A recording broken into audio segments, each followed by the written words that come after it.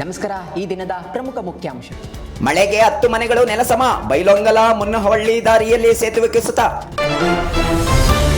ಅಣ್ವಸ್ತ್ರ ಪ್ರಯೋಗ ಆಘಾತಕಾರಿ, ವಕೀಲರ ವಿರುದ್ಧ ಕ್ರಿಮಿನಲ್ ಸಹಾಯ ಅರಣ್ಯ ಸಂರಕ್ಷಣಾಧಿಕಾರಿ ದಾಖಲಿಸಿದ ದೂರು. ವಿಜಯನಗರದ ಪಾಲಿಕೆ ಬಜಾರ್ ನೆನೆಗುದ್ದಿಗೆ, ಬೀದಿ ಬದಿ ವ್ಯಾಪಾರಿಗಳಿಗೆ ಸೂರಾಗದ ಮಾರುಕಟ್ಟೆ, ಹಂಚಿಕೆಯಾಗದ ಇನ್ನೂ ಮಳಿಗೆಗಳು. ಕೆಆರ್ ಮಾರುಕಟ್ಟೆಯಲ್ಲಿ ಫೈರ್ ಆಡಿಟ್ಗೆ ಸೂಚನೆ, ಅಗ್ನಿ ಅವಘಡ ಮುನ್ನೆಚ್ಚರಿಕೆ ಬಗ್ಗೆ ಜಿಬಿಎ ಮುಖ್ಯ ಆಯುಕ್ತರಿಂದ ಪರಿಶೀಲನೆ. ಜಿಬಿಎನಲ್ಲಿ 44% ಆಸ್ತಿ ತೆರಿಗೆ ಸಂಗ್ರಹ, 5 ನಗರ ಪಾಲಿಕೆಗಳ ಸಾಧನೆ, ಪೂರ್ವ ಮೊದಲು ಉತ್ತರ ಕೊನೆಯ ಸ್ಥಾನ.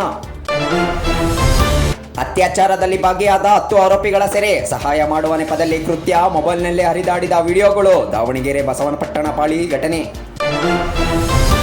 ಮಮತಾ ಮನೆಯಲ್ಲಿ ಶೋಧ, ನಕಲು ಸಹಿ ಆರೋಪ, ನಗರದಲ್ಲಿ ಭಾರೀ ಪೊಲೀಸ್ ಭದ್ರತೆ. 231 ಜಿಲೆಟಿನ್ ಕಡ್ಡಿ, 50 ಡಿಟೋನೇಟರ್ ಜಪ್ತಿ, ಕ್ವಾರಿಯಲ್ಲಿ ಬಳಸಲು ಅಕ್ರಮವಾಗಿ ಸ್ಫೋಟಕ ವಸ್ತುಗಳ ಸಂಗ್ರಹ, ಅವಲಹಳ್ಳಿಯ ಬಳಿ ಘಟನೆ.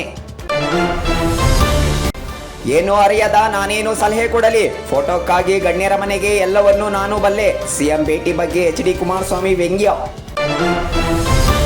ಮತ್ತೆ ಶುರುವಾದ ಖಾತೆ ರಗಳೆ, ದೆಹಲಿಗೆ ದೌಡಾಯಿಸಿದ ಕೃಷ್ಣ ಬೈರೇಗೌಡ, ವರಿಷ್ಠರ ಭೇಟಿ ಮಾಡಿ ಅಹವಾಲು ಸಲ್ಲಿಕೆ.